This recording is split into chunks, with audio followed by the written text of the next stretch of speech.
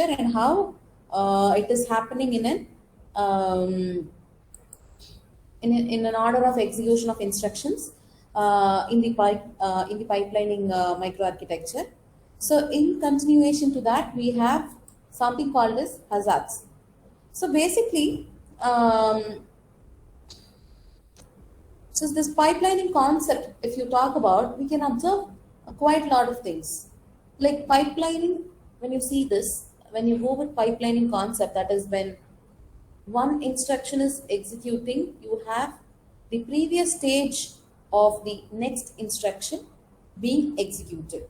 So that is the concept of pipelining. So that we have seen already with an analogy of an laundry example also being seen. In this pipelining architecture implementation, what we are thinking is that when you go for this microarchitecture, it do not help latency of a single task, okay? But rather it helps to through workload. So that is there. In short, the output that you receive after you run a program, that a set of instructions, is only minimized. That latency time is minimized. Okay. So this pipeline rate is limited by the slowest pipeline stage. Okay. Or the stage which is taking a longer time is going to decide the pipelining rate. So we essentially think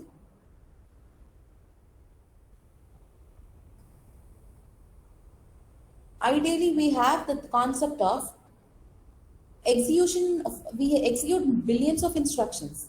That is a different thing. So, but we ideally expect one cycle to complete.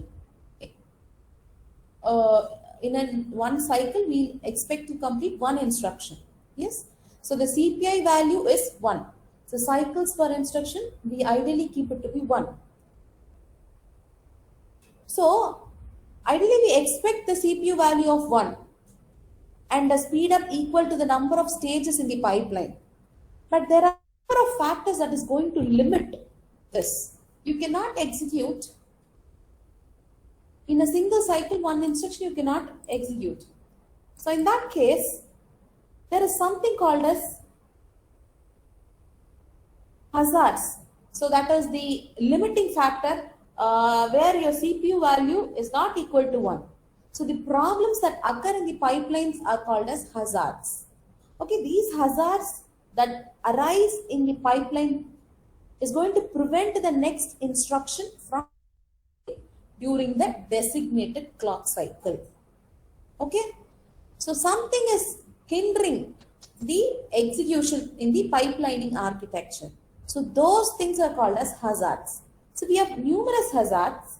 So based on it, we largely classify these as hazards or structural hazard. We have something called as data hazard, and we have control hazard. There are still other hazards available. The primary focus is structural, data, and control hazard. So with respect to your structural hazard, the hardware cannot support certain combination of instructions. So in that case, what happens is that two instructions in the pipeline are demanding for the same resource. So same, say for example, same pipelining register or same ALUs taken is being demanded by two instructions at a time. So that time, what happens is that we get a structural hazard. Next is data hazard. So these instructions depends on the result of the prior instruction, which is still in the pipelining stage. Okay. So once the so in that case, the input is not available to execute because okay, one of the stage is not being accepted to execute this particular stage. So that is this. So your dependence of data that comes into play here. So it is called as data hazard. So instruction depends upon the result of the prior instruction, which is still in the process of pipelining only. So the output has not come yet. So that type of hazard is called as data hazard. and something we call it to be the control hazard. So this is caused by the delay between the fetching of the instruction and the decision about the changes in the control flow. So such things arise when you're going with branching and jumping operation. So that is your control hazard. Yes, we'll get into detail of each one. So how we are trying to understand, how we are trying to resolve these problems. So one concept is your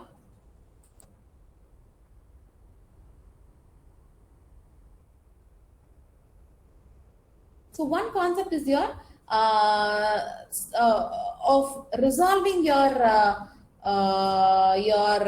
structural hazard is by approaches of your the ways that you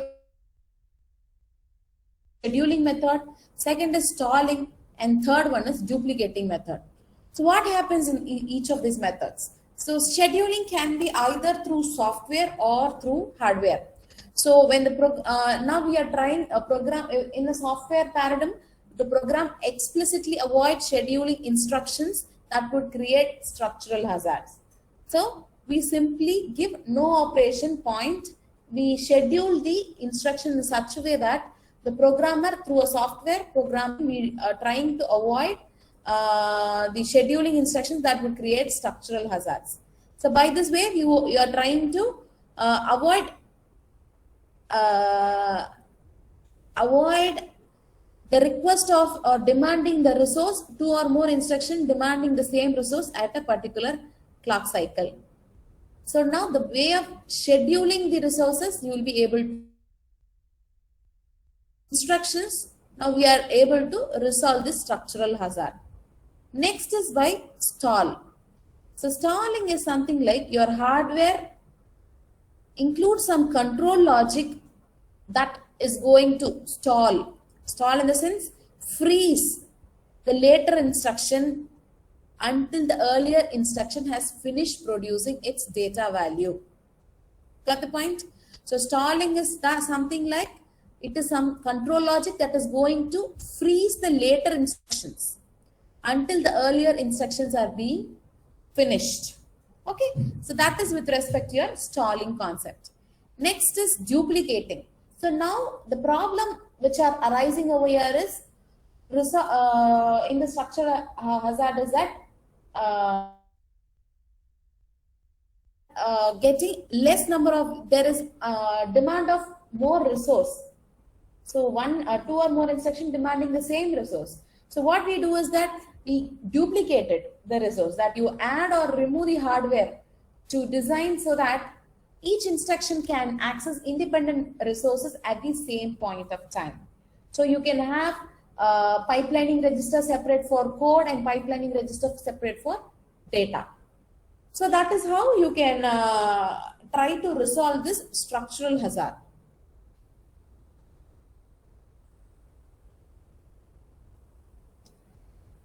So one is that you via a software program and schedule the instruction so that you're going to try to avoid your structural hazard where it is going to demand for instructions. So second one is that you throw up more hardware. So you create duplicating in hardware so that you have good performance be coming along with an increased 1 minute. Excuse me. That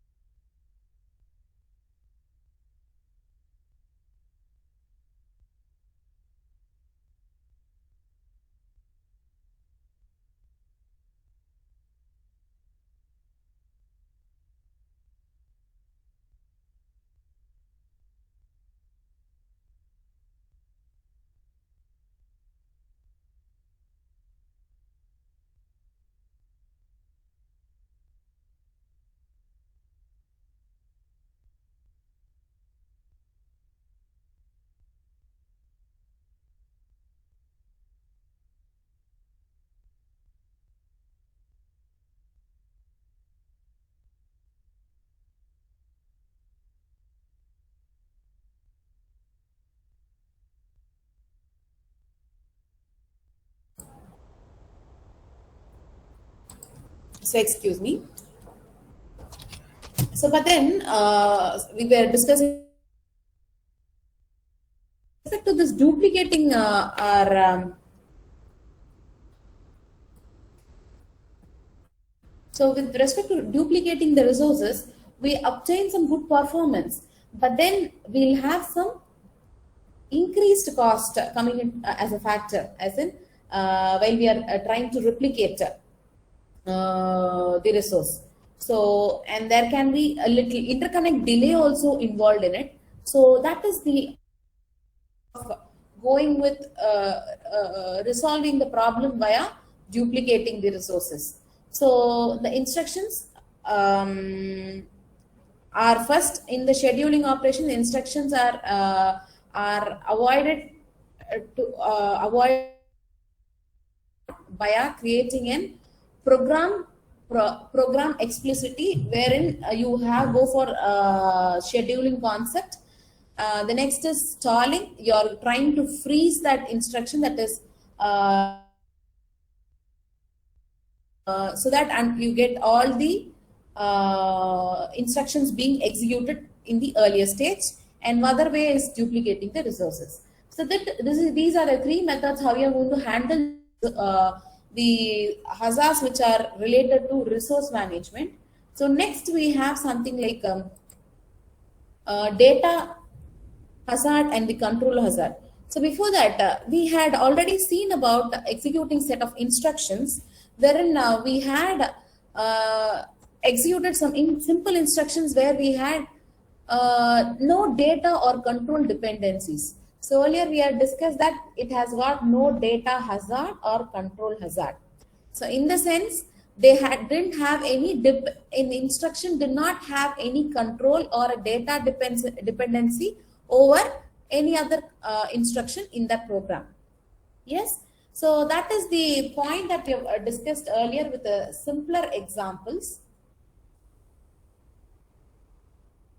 So we'll understand what is this data dependency and how is that hazards are being created, or we look into the associated hazards based on this data dependency. Yes. So now let's this set of instructions. So here, as you see,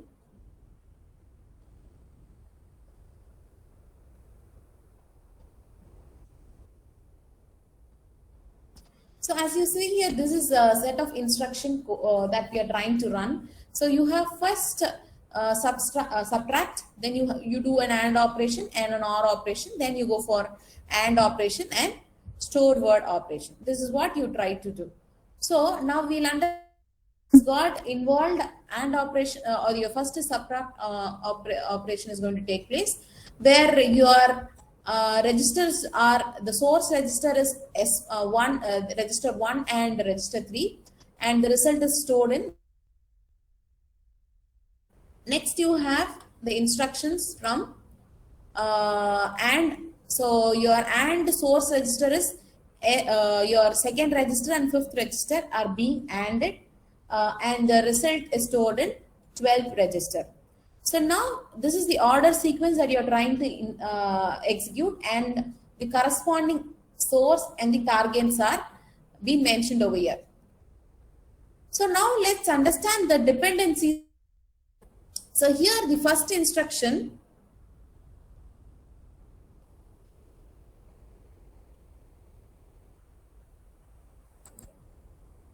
so in this first instruction, what you see is, so we are subtracting the first register content from your third register content, and the result is being stored into register.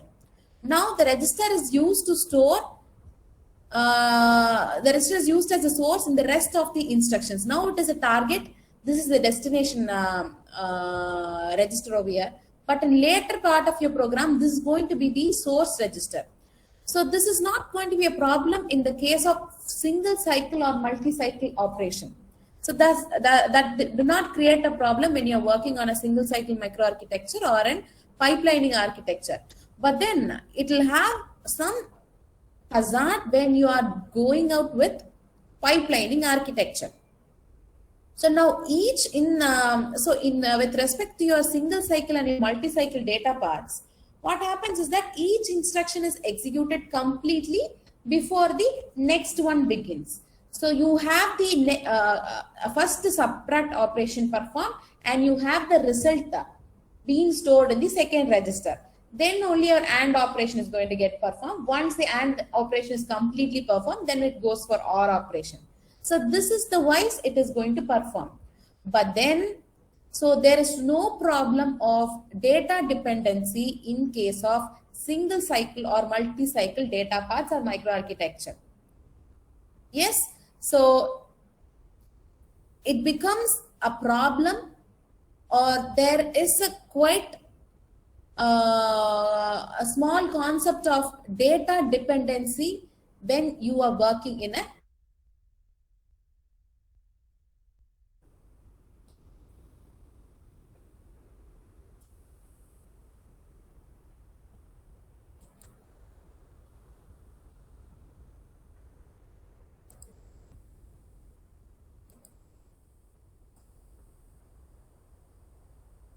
set of problems when you're trying to work on pipeline data path. So now let's understand the dependencies. Okay, this is the timelining that cycle that we are trying to execute. So in this pipelining diagram, so we have the set of instruction and with respect to how the order of execution across the clock cycle. So now we identify what is what we are trying to achieve. So now in the first instruction, so basically subtract instruction, we have 5 stages. So your instruction fetch, decode, execute, then your memory operation, write to your memory, register operation over here. So what happens is that now we are trying to understand the data dependency in the pipelining architecture. Now, say for instance, in the 5th clock cycle, this 5th clock cycle, the subtract does not write to the register 2 until the 5th clock cycle. Yes. So this 5th clock cycle only it is going to write the value into the second register. So now during this operation,